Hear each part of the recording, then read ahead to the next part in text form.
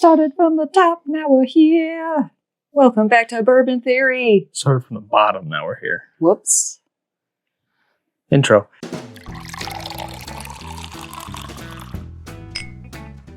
Hello, everyone, and welcome back to Bourbon Theory. Megan's laugh is, hopefully you watched the first 2.5 seconds of this video, otherwise you didn't understand why she's laughing.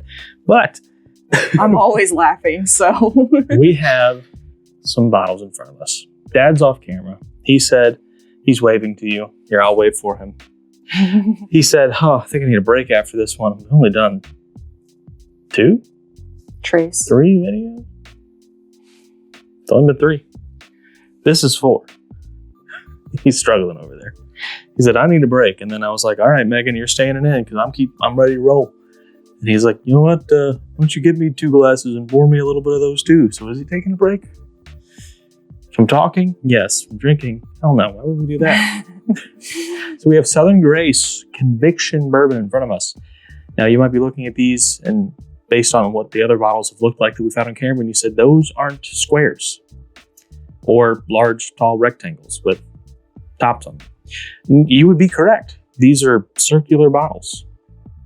They're finishes. Yes, they're delightful. They have definitely changed quite a bit over the years. Yeah, I can say that my first few experiences trying Southern Grace's Conviction finished products, I was really just like, why would you turn your whiskey into this? I didn't like them at all. And I didn't like them for 4 years. 4 years of different finishes, different batches. And I'm pretty sure if I missed a batch, it wasn't very often. I maybe missed one batch of their finished stuff.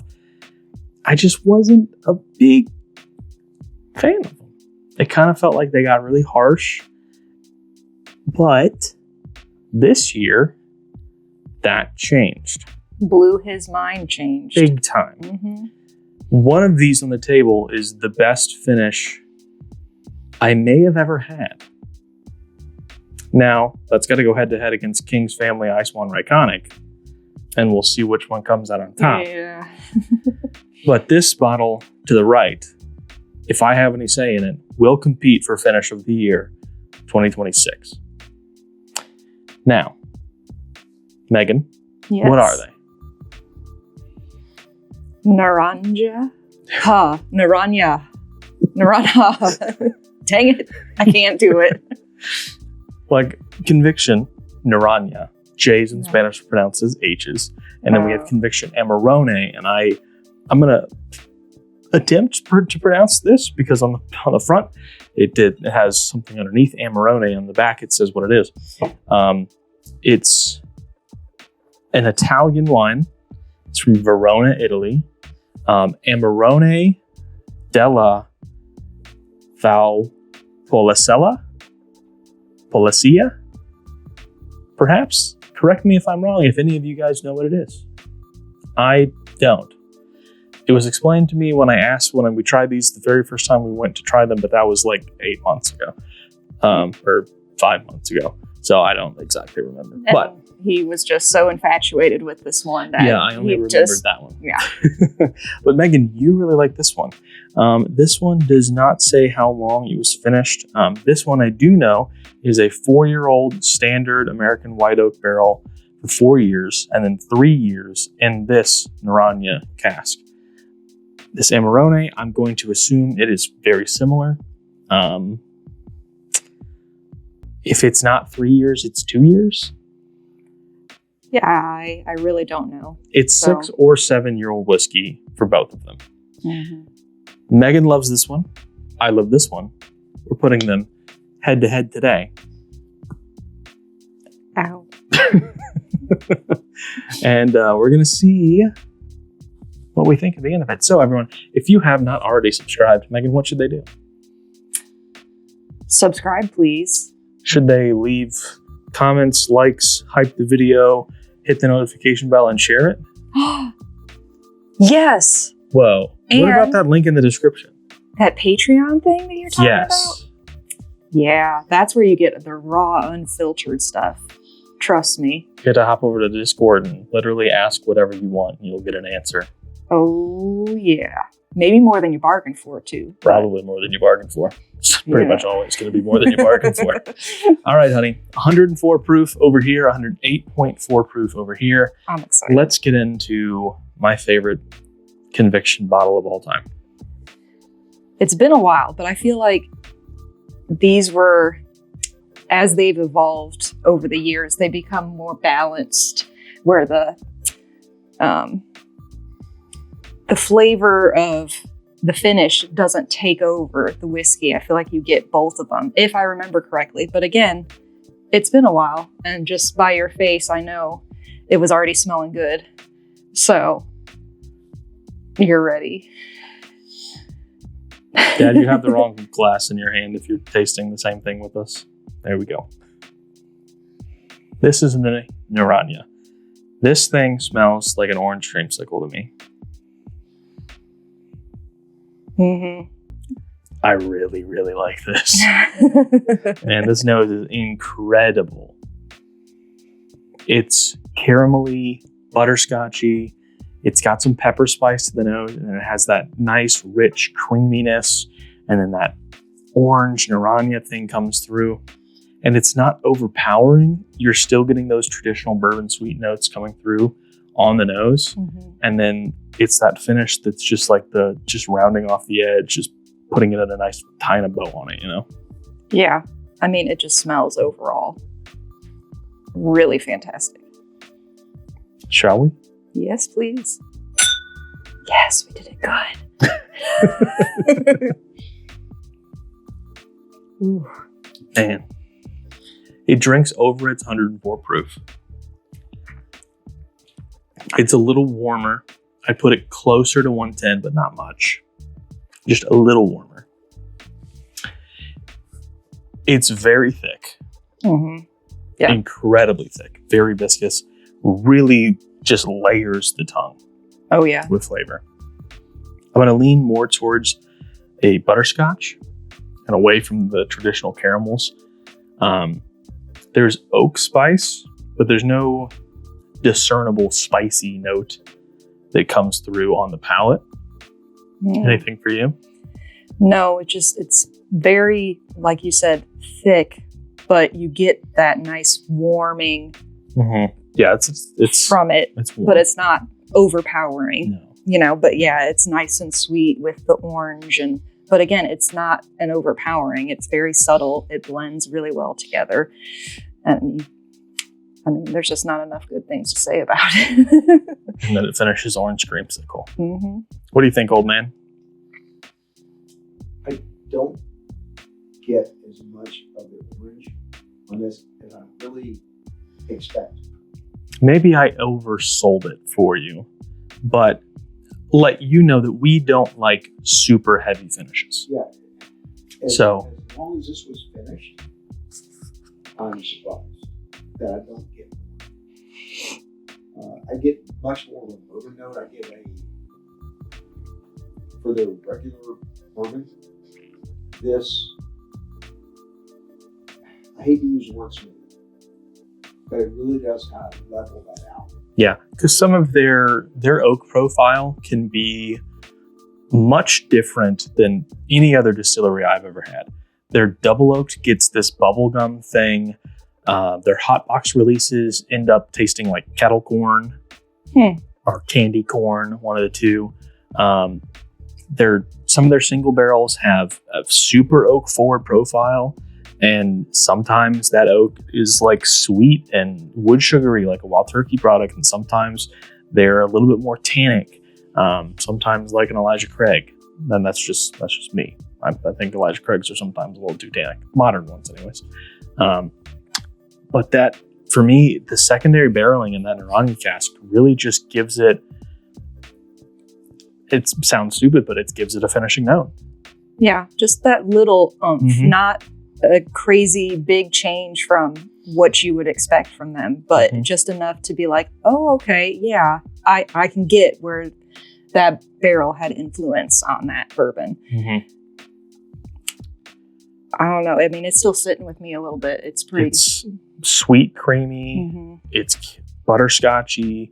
There's a little tiny bit of spice. Yeah. almost non-existent, Very subtle. but it's incredibly sweet, and then it finishes orange, and I just have to take another sip.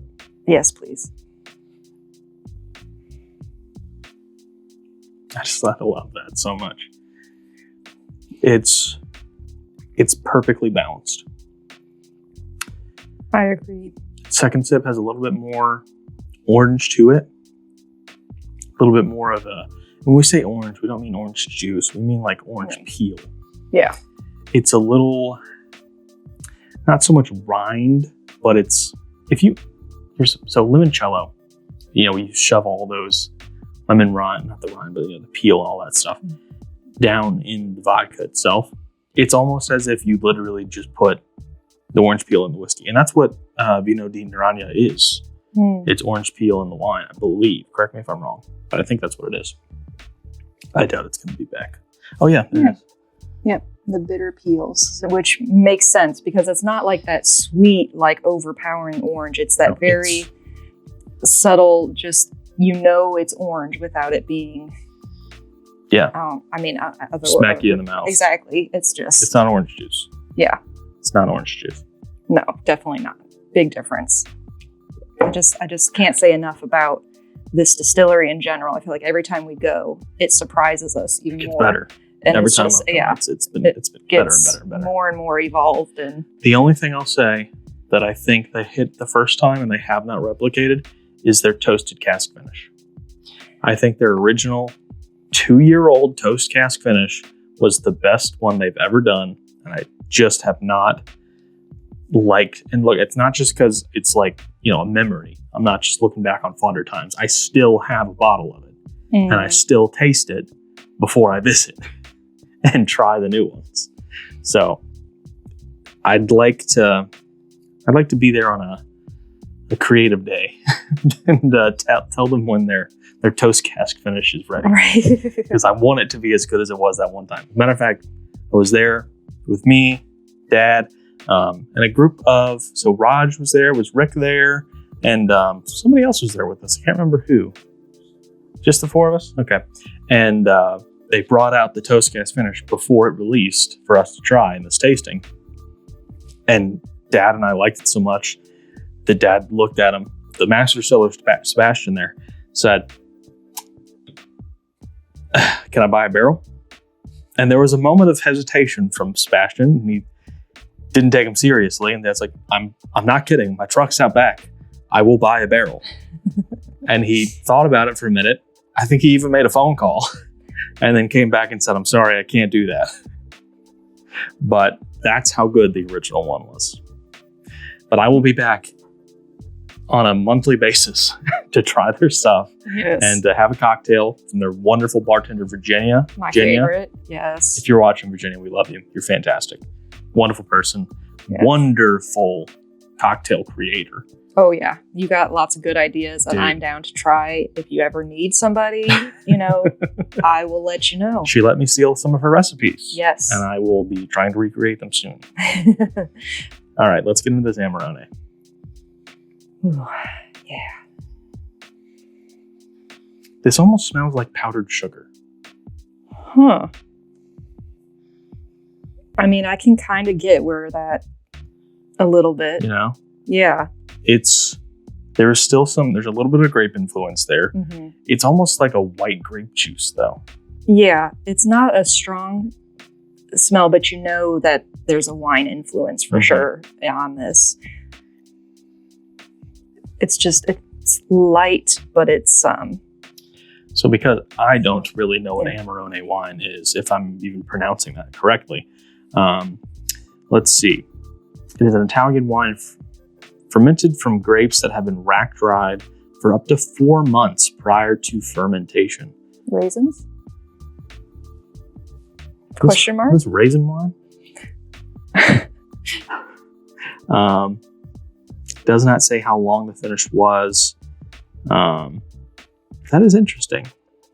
It concentrates the grape sugar and flavor. So not quite a raisin, but closer to a raisin than a fresh grape. And I can kind of see that. That makes more sense. Yeah, because there is a grape smell to it, but it's not a like deep dark red or purple grape.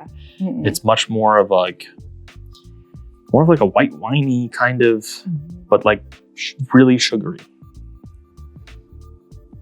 Kind of smells like it should be like sour almost a little bit. Like, it does kind of have a little sour twinge to it. not in a bad way, but just it's No, yeah. very. It's just there. Mm-hmm. Yeah. I really don't remember it, but I know it. The way it smells. Yeah, because you haven't opened it since then. No, I've been collecting, but I haven't been trying as much. She bought a bunch of bottles, and I've been like, all right, honey, let's have a pour tonight. I don't think I want to. I've been having some reflux, some heartburn. I'm just trying to be responsible. They do make medicine for that. Yeah, You just have to take it every day for it to work. Try that. We'll see. Let's try this. See Amen. if that helps. Sister. That drink's like 95 proof whiskey. Yeah, these definitely were not, and I'm usually a little bit more sensitive to the proof, and they weren't very hot at all. I do get a little warmth, but there's it's a little nice. warmth in the finish on this one. This one is a little drying. Yeah, I think it's sweeter in my mouth than I expected. It definitely does have a bit of a, it's not really grapey to me. It's more of like a prune. Yeah, that's what I was thinking. A richer, a very kind of more stony. The only thing I don't like about it is the dryness, and I think I wouldn't mind it if it waited a little longer to come in, but at the same time that I'm trying to enjoy that sweetness, the dryness kind of comes and rolls over it. And then it takes a little, then you're kind of like fighting between sweet and dry, going back and forth.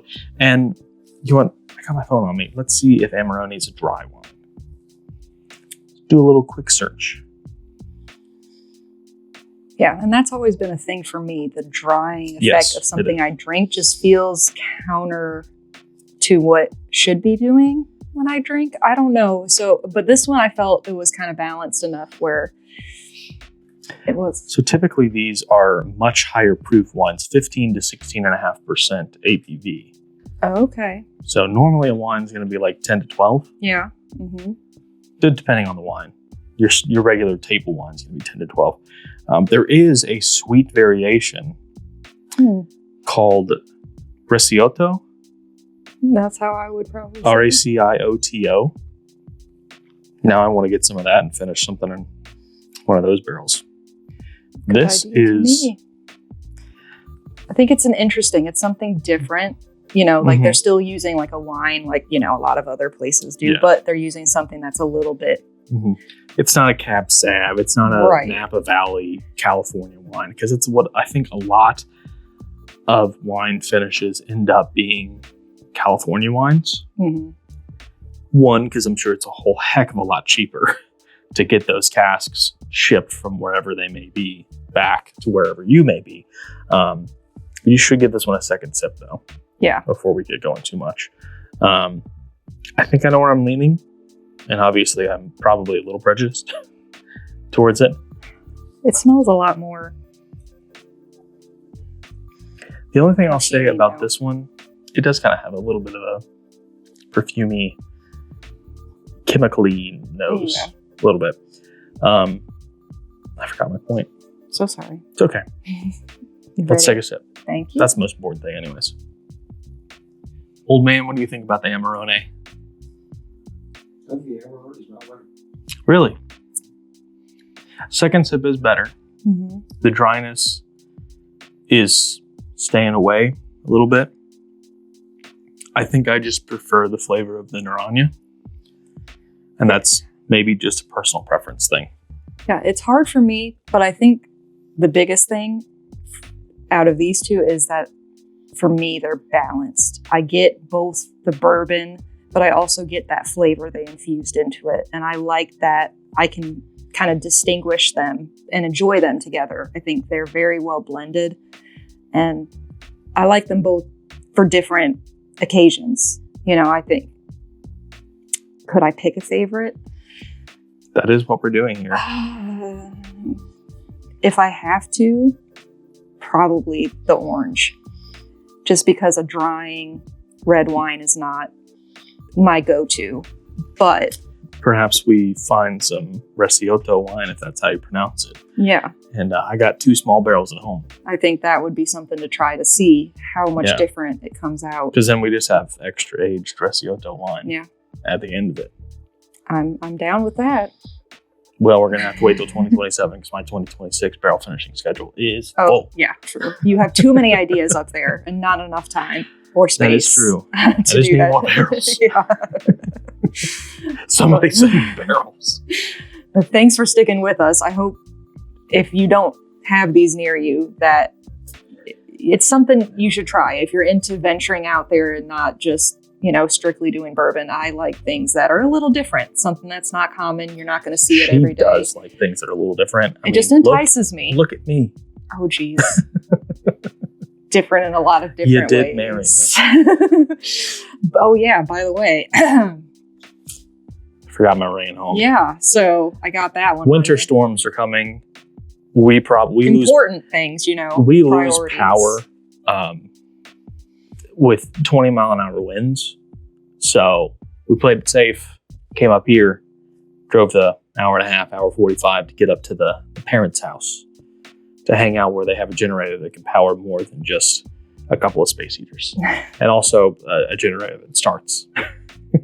True that. The old man and I spent some time yesterday trying to get the generator to start. And thanks for trying, though.